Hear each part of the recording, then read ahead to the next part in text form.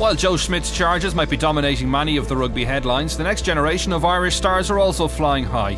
Despite defeat last time out to the world champions England, Nigel Carolan's under-20s are well in championship contention. We spent a day in camp to see what's required for success. I think all we're doing is confirming potential. You know, in order for players to make it, it still comes down to opportunity and availability. And you know, I suppose these players got to ensure that they're in a path that ensures that there is open doors for them, or doors can open. But what we've certainly done is confirm that there are a high percentage of players within this group that have real serious potential to make it in the pro game. Irish rugby, we're small comparative to some of the nations like England and that, but I think there's a synergy there among the provinces at the moment, particularly at academy level. Everybody is aligned, and it was very important that this team was part of that process, that this was seen as an extension of the academy programme. We've a very vibrant club and school game, and I said there can be a little bit of strength in our size as well, albeit small. We know the players.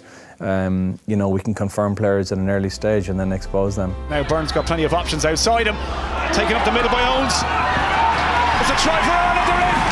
Brilliant stuff. Winning is good, but what we've had to do is just flip it on its head and look at the manner of how can we win these games. Can we win with ambition through playing a brand of rugby which is open, and that's what we've challenged the players with. Back inside from Ireland. Lovely hands as well. Fitzgerald! Fitzgerald! Look at that for pace!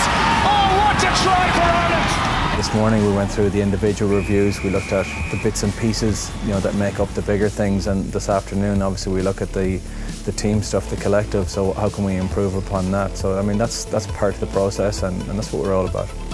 While the group is regarded as amongst the strongest grade of 20s to emerge, advancement to the professional game is far from assured, and the squad has been tested on more than just on-field talent.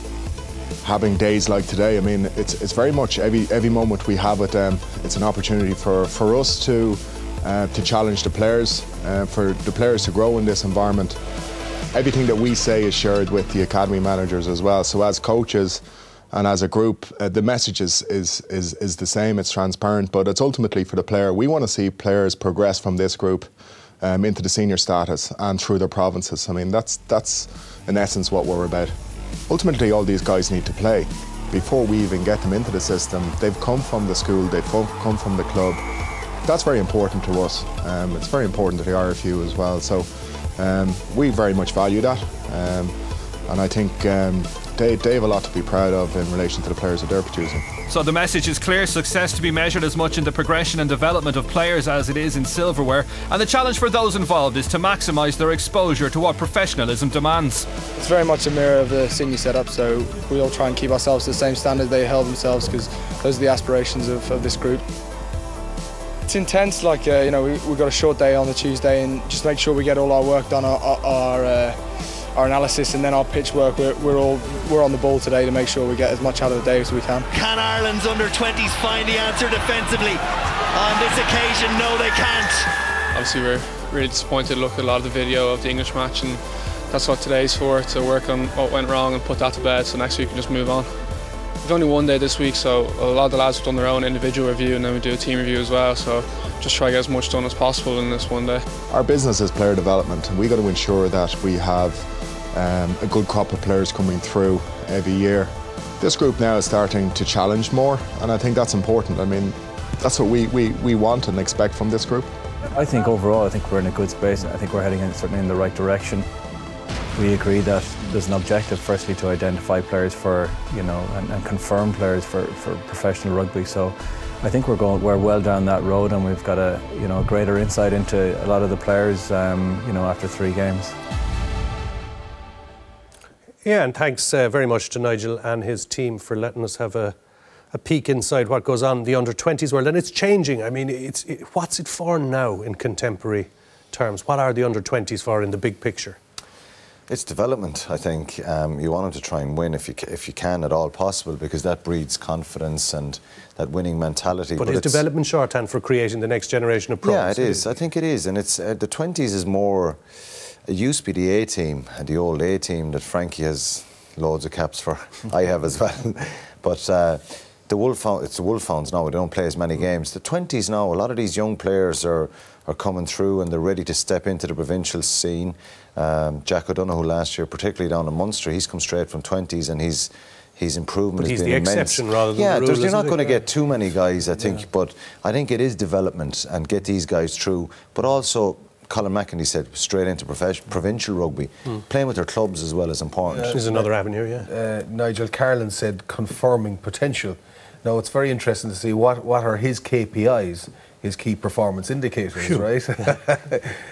So what's he been measured on? Is he been measured on how well they play, or has he been measured on the results themselves, which is important. Because I believe him when he says winning is of, good but not an obsession. If usually a coach comes out with that, you go, yeah, it's all about winning. But with him, he does seem to have a bigger picture. Well, it depends what Philip Brown in the IRFU, if he's saying it, that's fine, off you go and just play good, attractive rugby. I believe in a balance. I believe, you know, they were brilliant against England for most of the game. With 10 minutes to go, though, I said, please take that shot at goal. And I think they would have won if they went that way. But I think just to go on, Nigel Carlin has been fantastic, as Colin McEnany, John Fogarty. But the man you saw there in the background at one stage was Stephen Aboud, sitting beside Ringrose, who was the next Brian O'Driscoll, if I was to call it now. And Aboud, I don't think anybody knows more about the game than Steve Aboud. And it's brilliant to see it, and it's great energy in there. And look, they could still win a championship. I think it's really important that you have a good under-20s team and that you try and close that gap from the senior team to the 20s, maybe bring some of these guys through, expose them to training with the Irish squad. It was interesting, I met Jack Nowell, who was playing on the wing for England. He's only 22 now, and he told me that his under-20 experience was vital in his step up. Not everybody makes that straight transition, anyway, yeah. But Henry Slade, you know, Sam Hill, these guys have gone up into the England squad and they're benefiting from their experience with 20s. The exposure you mentioned is important too, because they're in that professional environment, which sometimes we give out about these lads in their academy tracksuits walking around at the place like they're 50 Lions caps. But I mean, these guys are in a hothouse, they're in an environment, they play a World Cup every year, which is an amazing learning experience, so presumably that feeds through.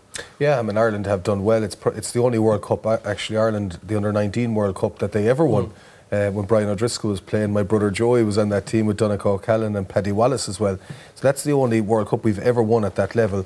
So it is hugely important. It gives them a feel for what it is like to win a World Cup, playing matches back to back with short turnarounds, being away touring, and all those things that go with it. So and just playing at that international level, it raises the standards. Okay, but just very quickly, Gary Ringrose, I mean, you cursed him with the old O'Driscoll analogy, like, but I mean, should a guy like that, who's 4th or 5th in Leinster in the queue for his position, or maybe 6th, I don't know, should he be forcibly almost shipped off to Munster, Ulster, or Connacht? Yeah, it depends. I think Leinster wouldn't like to lose a guy like that. It depends. If he's sitting around for a while on the bench, it's something that Nusafora has to look at. The 20s are playing incredible rugby. I think to watch the Ireland-French game was fantastic, and it is all about ambition. Yeah, for sure, and we're back.